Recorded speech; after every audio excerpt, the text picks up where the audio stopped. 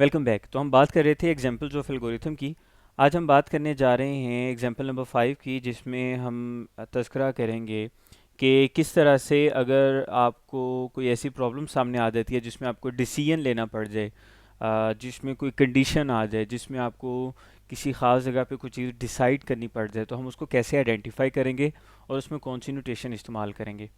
तो सबसे पहले हम प्रॉब्लम देखते हैं। प्रॉब्लम है हमारे पास problem number 5, that is to display the larger one out of 3 given numbers, कि हमें 3 नंबर्स प्रोवाइड किए जाएंगे, उसमें से हमने लार्जर नंबर फाइंड आउट करने हैं।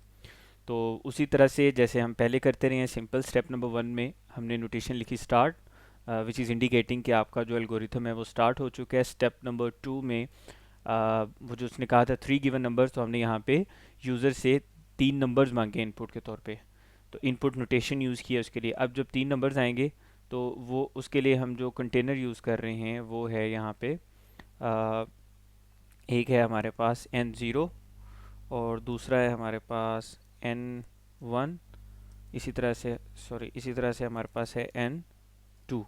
तो जो नंबर्स आएंगे वो हमारे पास इन वेरिएबल्स में आके स्टोर हो जाएंगे। ये हम बात पहले भी कर चुके हैं। ये n0 n1 और n2 ये नंबर्स नहीं है, बल्कि यहाँ पे जो जो भी यूज़र नंबर प्रोवाइड करेगा वो यहाँ पे आके स्टोर हो जाएंगे। हमने जेनेरिक बनाना होता है ना एल्गोरिथम को। अच्छा, स्टेप नंबर 3 में हमने कहा ठीक है, अब इसमें से लार्जर नंबर फाइंड आउट करना है, तो उसका क्या तरीकाकार है। अब हम जब एक चीज़ जेनेरिक बनाते हैं तो याद रखिएगा हमें उसमें कंफर्म नहीं होता कि 3 नंबर यूज़र प्रोवाइड करेगा तो उसमें से पहला नंबर लार्जर होगा, तीसरा नंबर लार्जर होगा या दूसरा नंबर लार्जर होगा। तो हम क्या करते हैं, हम सपोज कर लेते होते हैं कि हम इस तरह से करते हैं कि पहले जो फर्स्ट नंबर है उसको हम डिक्लेयर कर देते हैं कि ये लार्जर है, और बाद में कंपेयर करते जाएंगे सेकंड नंबर से, उन दोनों को कंपेयर करके देखेंगे, जो लार्जर हुआ उसको लार्ज में स्टोर कर देंगे। ठीक है। अच्छा, अगर फिर उसको n3 से कंपेयर कर लेंगे, उन दोनों में जो लार्जर हुआ उसको लार्ज में स्टोर कर देंगे। तो इस तरह से हम वन बाय वन जितने भी नंबर्स होते हैं उनको कंपेयर करते चले जाते हैं, और फाइनली हमारे पास जो लार्जेस्ट नंबर होता है वो उस वेरिएबल में स्टोर करवा लेते हैं जिसमें हम उसको स्टोर करवाना चाहते हैं। तो इसके लिए हमने यहाँ पे नोटेशन यूज़ की सेट नोटेशन। सेट नोटेशन का आपको बताया था, जब कोई नंबर स्टोर करना होता है या किसी नंबर को अपडेट करना होता है तो उसके लिए हम सेट नोटेशन यूज़ करते हैं। यहाँ तक तो जो सारी वर्किंग है वो सिंपल सी है। अब हम आ जाते हैं असल उस टॉपिक की तरफ जिसके लिए हम इसको थोड़ा सा अलग से हमने इन एग्जांपल्स को डिस्कस किया है, और फर्स्ट 4 एग्जांपल्स के साथ हमने इसको सीखा नहीं है। तो वो नोटेशन है इफ एल्स नोटेशन। इससे पहले जो 4 एग्जांपल्स हम कर चुके हैं उसमें आपको याद होगा कहीं भी इफ एल्स नोटेशन नहीं आई, उसकी हमें ज़रूरत नहीं पड़ी। उसकी रीज़न ये थी कि हमें कहीं डिसीजन नहीं लेना पड़ा। तो याद रखिएगा एल्गोरिथम में भी जहाँ पे भी आपको डिसीजन लेना पड़ेगा, जैसे यहाँ पे हमें क्या डिसीजन लेना पड़ रहा है कि यूज़र ने आपको 3 नंबर्स प्रोवाइड किए हैं, आपने उनमें से लार्जर नंबर बताना है कि इनमें से लार्जर नंबर कौन सा है। अब ये वो चीज़ है जो कैलकुलेट नहीं होनी, आपको कंपेयर करके डिसीजन लेना है इस पर। तो इसके लिए फिर हम क्या करते हैं, नोटेशन यूज़ करते हैं इफ एल्स की। अभी ये सिंपल एग्जांपल है, ये याद रखिएगा इफ एल्स में जो इफ है, अगर इफ एल्स नोटेशन यूज़ करनी है तो इफ कंपलसरी है, एल्स ऑप्शनल है। ठीक है। एल्स चाहे आप इस्तेमाल करें चाहे इस्तेमाल ना करें, it's up to you depending on your problem. तो यहाँ पे ये सिंपल हमारे पास एग्जांपल है, तो इसमें उसने सिर्फ इफ़ स्टेटमेंट के ज़रिए आपको ये इम्प्लीमेंट करके दिखाया है। एग्जांपल नंबर 6 की तरफ जाएंगे तो फर्दर हम उसमें देखेंगे कि इफ़ एल्स किस तरह से इस्तेमाल होती है। तो यहाँ पे उसने कंपैरिजन किया है, if n1 is larger than large, यानी कि यहाँ पे इफ़ की बेस पे वो कंपेयर करेगा, सॉरी पहले n1 आएगा, n1 is larger than large, वो इसको कंपेयर करके देखेगा। अच्छा, अगर तो n1 लार्जर है तो वो क्या कर देगा, इस केस में अगर ये ट्रू होता है तब यहाँ पे क्या स्टोर कर देगा, लार्ज में वो स्टोर कर देगा n1। तो लार्ज में अगर पहले n0 पड़ा हुआ था तो अगर लार्जर वैल्यू n1 की हुई तो लार्ज की वैल्यू चेंज करके n1 कर देगा। आपको याद होगा हमने बात की थी कि जब वैल्यू अपडेट करनी होती है उसके लिए भी सेट नोटेशन यूज़ करते हैं। इसी वजह से यहाँ पे देखें उसने कहा कि अगर ये condition n1 is greater than large, अगर ये कंडीशन ट्रू होती है तो ट्रू होने के केस में लार्ज की वैल्यू अपडेट कर दी जाएगी। लार्ज में पहले n0 था तो उसकी जगह पे क्या आ जाएगा n1, क्योंकि अब वो लार्जर है। हाँ, अगर ये कंडीशन ट्रू नहीं होती है n1 is greater than large, तो उस सूरत में ये सेट नोटेशन की तरफ नहीं आएगा, ये भी आपने याद रखना है। अब आ जाते हैं आगे। आगे चल के हमने कहा कि इसी तरह से उसने अब इसको कंपेयर करना है कि अगर n1 की बजाय n2 की जो वैल्यू है वो ग्रेटर हो उस वैल्यू से जो वैल्यू लार्ज में पड़ी हुई है, तो आपने उस सूरत में क्या करना है, लार्ज की वैल्यू को अपडेट करके n2 सेट कर देना है, ताकि इस चीज़ का ख्याल रहे कि ये जो हमारे पास नंबर है वही लार्जेस्ट है, ठीक है। तो ये हमने एक उसकी जेनेरिक सी टर्म डिफाइड कर ली। और फाइनली आपको ये तो समझ में आ गई होगी यहाँ तक कि सबसे पहले हमने फर्स्ट वैल्यू को लार्ज डिक्लेयर किया, फिर वो लार्ज को हमने कंपेयर किया ना n1 से, तो आपको पता है लार्ज में n फर्स्ट वैल्यू पड़ी थी, तो उनमें से जो भी लार्जेस्ट वैल्यू होगी, अगर तो n1 लार्जर वैल्यू नहीं होगी तो उसमें वो n0 ही पड़ा रहेगा, अगर n1 की वैल्यू लार्जर होगी तो वो n1 में स्टोर कर देगा, ठीक है। फाइनली जो भी यानी कि लार्जेस्ट वैल्यू आएगी वो लार्ज में पड़ेगी, तो आउटपुट में हमने लार्ज शो करवा देना। अब ये तो हो गया इसका डाटा या इस प्रॉब्लम का एनालिसिस। अब हमने जाना है इसके ड्राई रन की तरफ, जिससे हमें ये प्रॉब्लम आसानी से समझ आ जाएगी। ड्राई रन में आपको पता है हम खुद से कुछ वैल्यूज़ एंटर करके देखते हैं और उससे अंदाज़ा लगाने की कोशिश करते हैं कि ये किस तरह से सोल्व हो रही होंगी। तो लेट्स सी, हम ये सपोज करते हैं कि सबसे पहले हमने यूज़र से कहा कि आप 3 नंबर्स प्रोवाइड करें। तो सपोज करें यूज़र ने पहला नंबर एंटर किया 2, यूज़र ने सेकंड नंबर हमें प्रोवाइड किया 5, यूज़र ने थर्ड नंबर जो है वो हमें प्रोवाइड किया यू कैन से 1, ठीक है। तो हम इसको कंपेयर करके देख लेते हैं। अब सबसे पहले ये यहाँ पे आएगा, यहाँ पे आके वो क्या करेगा, large is equal to n0।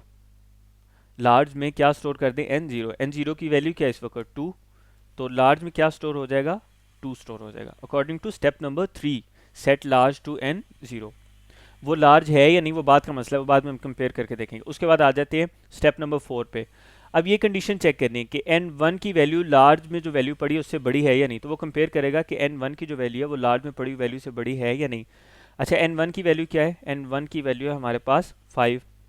Large में क्या वैल्यू पड़ी है, लार्ज में हमारे पास जो वैल्यू पड़ी है वो है 2। तो वो कंपेयर करेगा इस 5 if 5 is greater than 2। Step number 4 में वो बेसिकली यहाँ पे ये चेक करेगा क्या 5 2 से ग्रेटर है, कंडीशन ट्रू होगी या फॉल्स। तो कंडीशन हमारे पास हो जाएगी ट्रू। जब ये कंडीशन ट्रू होगी तब उसने सेट नोटेशन की तरफ आना है। तो अब क्योंकि ये कंडीशन ट्रू हो चुकी है इस वजह से वो लार्ज में क्या करेगा, लार्ज में क्या स्टोर कर देगा, n1। तो अब वो लार्ज की वैल्यू चेंज कर देगा। तो n1 में क्या पड़ा हुआ है, n1 में हमारे पास पड़ा है 5, तो लार्ज की नई वैल्यू क्या हो जाएगी 5, ठीक हो गया। अब लार्ज की वैल्यू चेंज हो चुकी है। अब आगे हम आ जाते हैं स्टेप नंबर 5 में आके वो दोबारा कंपेयर करेगा क्या n2 की वैल्यू लार्ज से बड़ी है। n2 की क्या वैल्यू है, n2 की वैल्यू है 1। लार्ज की वैल्यू क्या है, रिसेंटली लार्ज की वैल्यू हमारे पास आ चुकी है 5 अपडेटेड वैल्यू। अब वो कंपेयर करेगा 1 इज ग्रेटर देन 5। जब ये कंडीशन फॉल्स हो जाएगी तो अब ये सेट नोटेशन इंप्लीमेंट नहीं होगी। ये जो लिखा हुआ है सेट लार्ज टू n2, अब ये वाली जो कंडीशन है ये वर्किंग नहीं करेगी, ये याद रखना है। क्यों कि ये यहाँ पे ये जो कंडीशन है ये हो चुकी है फॉल्स, ठीक है। तो ये कंडीशन फॉल्स होने की वजह से लार्ज की वैल्यू में n2 नहीं आएगा, लार्ज की वैल्यू वही पुरानी रहेगी। पुरानी वैल्यू कौन सी थी 5, वो सेम की सेम रहेगी। अगर ये कंडीशन ट्रू हो जाती फिर लार्ज की वैल्यू चेंज हो जानी थी। ऊपर वैल्यू क्यों चेंज हुई थी, क्योंकि ये जो हमारे पास कंडीशन थी ये ट्रू हो गई थी। तो इस चीज़ का भी आपने ख्याल रखना है। तो फाइनली जो हमारे पास लार्ज की अपडेटेड वैल्यू है वो है 5। इसी 5 को स्टेप नंबर 6 के अकॉर्डिंगली आउटपुट में डिस्प्ले करवा दिया जाएगा। तो इस तरह से ये जो आपका एल्गोरिथम है ये एक ऐसी प्रॉब्लम को सॉल्व कर रहा है जिसमें आपके पास कोई से 3 नंबर्स आपको प्रोवाइड किए जाएँ और उनकी बेस पे आपने एक लार्जेस्ट नंबर फाइंड आउट करके बताना हो, सिंपल, ठीक है। अब हम आ जाते हैं एग्जाम्पल नंबर 6 की तरफ। एग्जाम्पल नंबर 6 में जो इफ एल्स नोटेशन यूज़ हो रही है वो थोड़ी सी उसकी कॉम्प्लेक्सिटी ज़्यादा है, तो इसको आपने थोड़ा ध्यान से समझना है कि इसको किस तरह से वो लेके चल रहा है। सबसे पहले तो हम इसकी प्रॉब्लम स्टेटमेंट देखते हैं। प्रॉब्लम स्टेटमेंट में कह रहा है assign grade to a subject based on the achieved marks. Achieved marks की बेस पे यानी कि ऑब्टेन्ड मार्क्स की बेस पे आपने किसी सब्जेक्ट को ग्रेड असाइन करने हैं, ठीक है जी। तो सबसे पहले हमने क्या किया, हमने जैसे हम पहले एल्गोरिथम में करते रहे हैं हमने स्टार्ट नोटेशन यूज़ की विच इज़ इंडिकेटिंग के you are starting an algorithm. उसके बाद स्टेप नंबर 2 पे आप आए। तो स्टेप नंबर 2 पे आके आपने क्या किया, आपने कहा कि स्टेप नंबर 2 में अब कौन सी वैल्यू क्या चीज़ आपको इनपुट के तौर पे मिलेगी आप डिसाइड कर सकते हैं। ग्रेड आपने फाइंड आउट करना है अचीव्ड मार्क्स की बेस पे। इसका मतलब ऑब्टेन्ड मार्क्स आपको रिक्वायर्ड है नंबर 1। तो आपने कहा कि यूज़र से आपने ऑब्टेन्ड मार्क्स डिमांड करने। यूज़र से आपको पता है जब हम डिमांड करते हैं तो उसके लिए फिर हम क्या यूज़ करते हैं, इनपुट नोटेशन। अच्छा, ऑब्टेन्ड मार्क्स के साथ साथ आपने ग्रेड जब फाइंड आउट करना है तो आपको टोटल मार्क्स भी पता होने चाहिए, क्योंकि ग्रेड फाइंड आउट करते हैं परसेंटेज की बेस पे। परसेंटेज के फॉर्मूला के accordingly obtained marks divided by total marks, हमें टोटल मार्क्स भी रिक्वायर्ड हैं। तो हम यूज़र से ये कहेंगे कि इस प्रॉब्लम को सॉल्व करने के लिए हमें टोटल मार्क्स रिक्वायर्ड है, लिहाजा आप हमें वो भी प्रोवाइड कर दें। तो ये दो चीज़ें हैं जो हमने यूज़र से इनपुट के तौर पर लेनी है। क्लियर होगी बात। अब हम आगे चलते हैं स्टेप नंबर 3 में। ग्रेड फाइंड आउट करना है तो जो यूज़र से जो इनपुट चाहिए था वो तो मिल गया। अब ग्रेड फाइंड आउट करने से पहले हमें परसेंटेज फाइंड आउट करनी पड़ेगी, क्योंकि परसेंटेज की बेस पे ग्रेड लगने। तो यहाँ पे हमने क्या कहा, हमने कहा जो परसेंटेज का फार्मूला है वो है percentage is equal to obtained marks divided by total marks, ठीक है, और मल्टीप्लाई बाय 100। ये हमारे पास एक फार्मूला है परसेंटेज का। तो अब इसमें देखें, अब ये जब फार्मूला इंप्लीमेंट करना है तो डेफिनेटली यहाँ पे ये जो लिखा हुआ है इस पे कैलकुलेशंस परफॉर्म होगी। अच्छा, कैलकुलेशंस परफॉर्म होगी, उसके बाद ये वैल्यू यहाँ पे आके परसेंटेज पे आके स्टोर होगी। तो आपको ये बताया गया था कि कैलकुलेशन परफॉर्म करनी हो, कोई वैल्यू स्टोर करनी हो, वैल्यू अपडेट करनी हो, किसी नेम्ड मेमोरी लोकेशन को वैल्यू असाइन करनी हो, तो उसके लिए हम कौन सी नोटेशन यूज़ करते हैं, सेट नोटेशन। तो ये सेट नोटेशन क्या करेगी, यहाँ पे जितनी भी कैलकुलेशन परफॉर्म होगी ये सारी की सारी आके किस पे स्टोर हो जाएंगी, परसेंटेज में आके।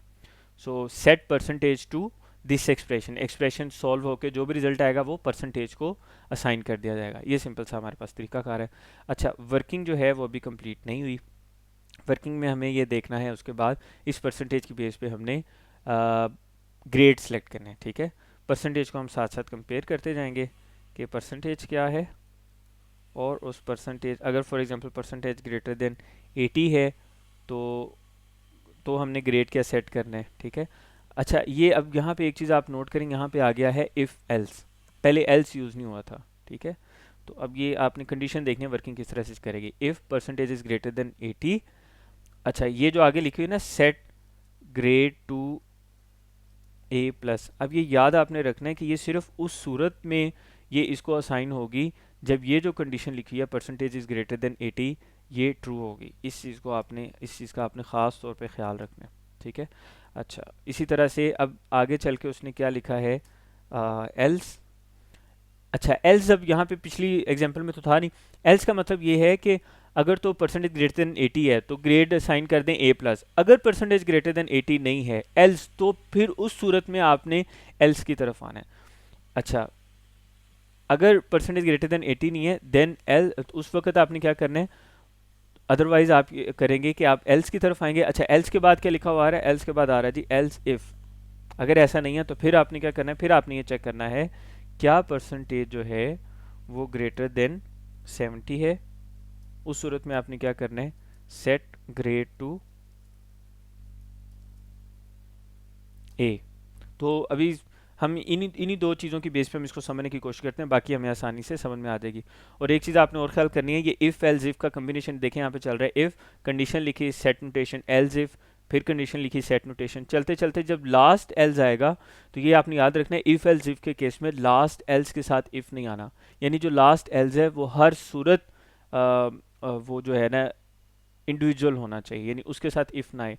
वो लास्ट एल्स का मतलब यह है कि फॉर एग्जांपल अगर इनमें से कोई भी वर्क नहीं करता, मिसाल तौर पे इफ़ एल्स इफ परसेंटेज, अगर ऊपर वाली परसेंटेज ठीक नहीं है, ग्रेटर देन 33 है, देन आपने उसको ई ग्रेड दे देना। अब अगर ग्रेटर देन 33 भी नहीं है तो इसका मतलब 33 से भी कम है, तो उसके 33 से नीचे जो भी हो, 20% हो, 15% हो, आपने उसको एल्स में डिक्लेयर कर दिया, बताने की ज़रूरत ही नहीं है, ठीक है। यानी आपने कहा कि जो ऊपर मैंने कंडीशन बताई है इनके अलावा अगर इनमें से कोई भी ना चले तो आपने क्या करना है, ग्रेड सेट कर देना है एफ।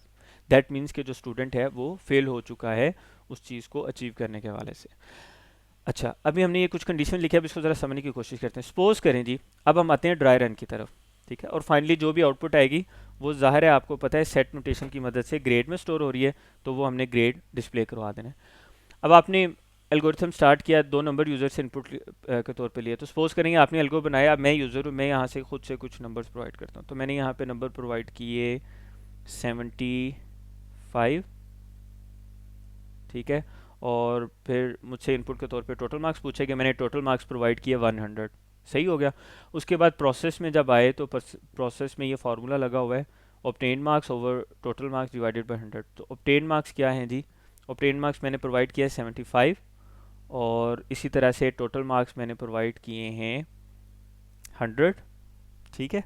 और मल्टीप्लाई बाय 100, ये फार्मूला के अकॉर्डिंगली ये चीज़ आ जाएगी।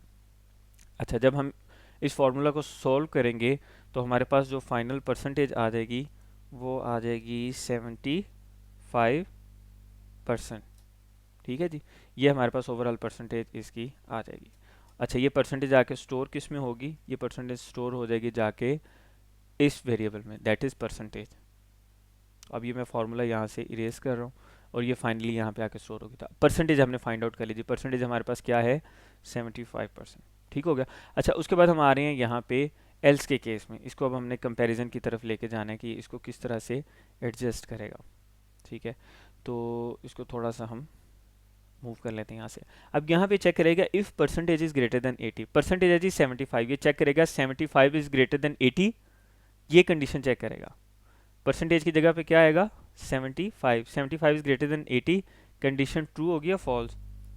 कंडीशन बिल्कुल हमारे पास क्या हो जाएगी, फॉल्स। अब जब कंडीशन फॉल्स हो जाएगी ना, तो याद रखिएगा ये जो सेट ग्रेड टू ए प्लस है ना, ये काम नहीं करेगा, सिंपल। ठीक है, ये वर्किंग की तरफ नहीं आएगा। अच्छा, अब हम आगे चलते हैं। जब ये नहीं चलेगा तो उस सूरत में एल्स इफ की तरफ आएगा। एल्स इफ में चेक करेगा क्या 75 जो है वो ग्रेटर देन 70 है, ये कंडीशन ट्रू हो जाएगी, तो ये ग्रेड क्या असाइन कर देगा, ए। तो फाइनल ग्रेड हमारे पास क्या आ जाएगा, ए। तो इस तरह से हमें फाइनल ग्रेड पता चल जाएगा परसेंटेज की बेस पे। अच्छा, नेक्स्ट जो वीडियो है इसमें हम आगे चल के बात करेंगे कि अगर रिपीटिंग स्टेप्स आ जाए एल्गोरिथम में, जैसे उसमें फ्लो चार्ट में आए थे तो हमने फ्लो लाइन दोबारा वापस ले गए थे, कुछ स्टेप्स रिपीट हुए थे। अगर इसी तरह से रिपीटिंग स्टेप्स एल्गोरिथम में आ जाएं या हमें कोई प्रॉब्लम ऐसी आ जाए जिसमें हमें उसको यूज़ करना पड़े, तो हम उसको किस तरह से एडजस्ट करेंगे। मिलते हैं अगली वीडियो में।